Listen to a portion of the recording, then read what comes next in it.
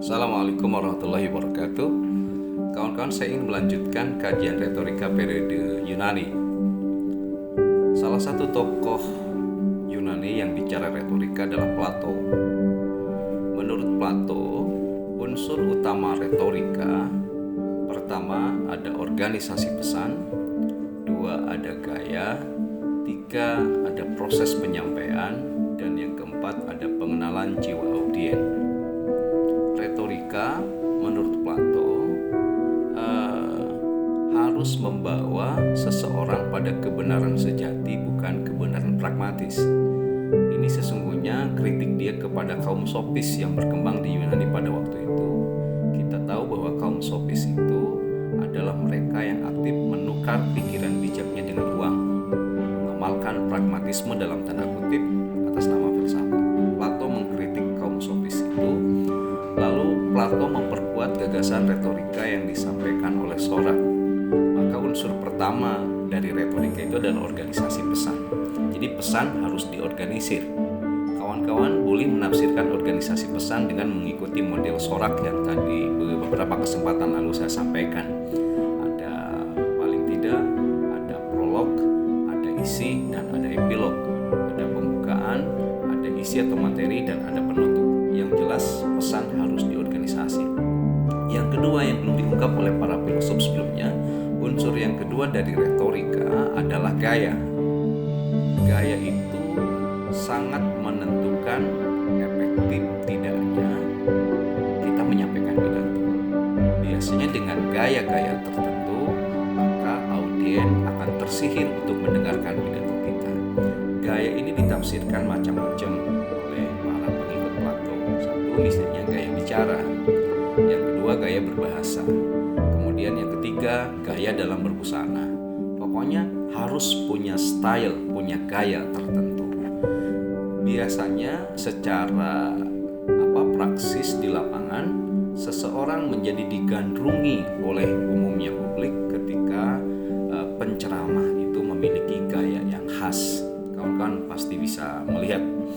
Yang kedua, yang ketiga, selain gaya yang harus dipertimbangkan dalam retorika, kata Plato, adalah proses penyampaian pesan. Proses penyampaian pesan berarti erat kaitannya dengan teknik, erat kaitannya dengan metode, erat kaitannya dengan pendekatan, erat kaitannya dengan cara. Jadi selain gaya, pertimbangkan juga teknik, pertimbangkan juga strategi penyampaian, pertimbangkan juga metode penyampaian, pertimbangkan juga pendekatan dalam penyampaian. Nah, yang terpenting dalam retorika Plato adalah pengenalan jiwa audien. Kawan-kawan harus mengenali jiwa audien yang mendengarkan atau akan mendengarkan pidato kita.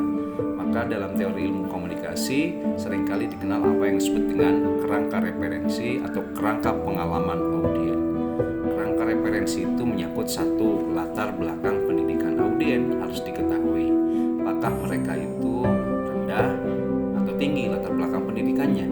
Jangan sampai mayoritas audien itu latar belakang pendidikannya rendah, kalian menyampaikan materi yang tinggi.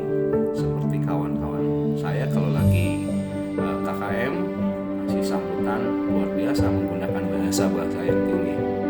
Misalnya begini, saya pernah mendengar, Ibu dan Bapak, Maulid Nabi itu pada esensinya adalah menggunting vicious cycle menjadi angel cycle.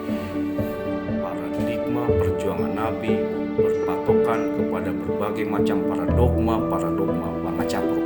Nah, itu tidak pas saya kira disampaikan topik seperti itu pada mereka yang latar belakang pendidikannya. Oke, jadi pertama, pengenalan jiwa itu kenali latar belakang pendidikan. Kedua, latar belakang ekonomi juga. Tiga, latar belakang politik juga. Hati-hati jika kita seringkali dihadapkan pada kontestasi pilkada atau apapun, di sana harus dikenali. Berikutnya yang harus dipahami dari latar belakang jiwa audien itu adalah jangan lupa latar belakang mazhab. Latar belakang mazhab dari audien harus diketahui. Jangan sampai misalnya pada mazhab atau afiliasi ormas tertentu kawan-kawan malah tidak mengadvokasinya. Jadi harus dikenali. Nah, Jadi retorika sekali lagi menurut Plato unsur utamanya adalah organisasi pesan, kemudian yang kedua gaya, tiga proses penyampaian, dan berikutnya adalah pengenalan jiwa audien.